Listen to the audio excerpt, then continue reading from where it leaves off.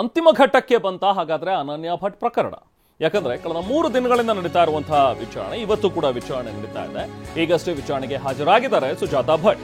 ಬೆಳ್ತಂಗಡಿಯ SIT ಠಾಣೆಗೆ ಸುಜಾತಾ ಭಟ್ ಭೇಟಿ ಕೊಟ್ಟಿದ್ದಾರೆ. ನಿನ್ನೆ ವಿಚಾರಣೆಗೆ ಬರಬೇಕು ಅಂತ ಹೇಳಿ ನೋಟಿಸ್ ಕೊಟ್ಟಿದ್ದಂತ ಎಸ್ಐಟಿ, ಅಂದ್ರೆ ನಿನ್ನೆ ವಿಚಾರಣೆಗೆ ಹಾಜರಾಗಿದ್ರು.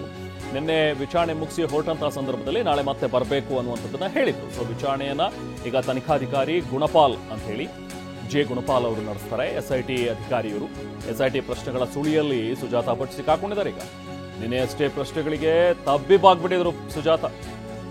ಕಳೆದ 2 ದಿನ ಬರೀ ಕಣ್ಣೀರು ಹಾಕಿದಾರಂತೆ. ಇದೆಲ್ಲ ನನ್ನಿಂದ ಹೇಳಿಸಿದ್ದು, ನನ್ನನ್ನು ಹಾದಿ ತಪ್ಪಿಸ್ಬಿಟ್ಟಿದ್ದಾರೆ ಅಂತ ಹೇಳಿ ಸುಜಾತಾ ಭಟ್ ಕಣ್ಣೀರು ಹಾಕಿದ್ರಂತೆ. ಇವತ್ತು ಸಂಜೆವರೆಗೂ ಕೂಡ ಸುಜಾತಾ ಭಟ್ ವಿಚಾರಣೆ ನಡೆಯುತ್ತೆ.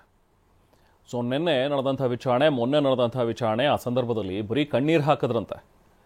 ಏನು ವಿಚಾರ, ಏನು ಹೆಚ್ಚಿನ ಮಾಹಿತಿ ಕೊಟ್ಟಿಲ್ಲ. ಬರೀ ನನ್ನನ್ನು ಸಿಕ್ಕಾಕ್ಸ್ಬಿಟ್ರು, ನನ್ನನ್ನು ಕರ್ಕೊಂಡು ಬಂದು ಹಿಂಗೆ ಹೇಳಿಕೆ ಕೊಡು ಅಂತ ಹೇಳಿದ್ರು, ನಾನು ಹೇಳಿದೆ. ಈ ಥರದೊಂದು ಕಥೆ ಹೇಳು ಅಂದರು, ನಾನು ಕಥೆ ಹೇಳಿದೆ.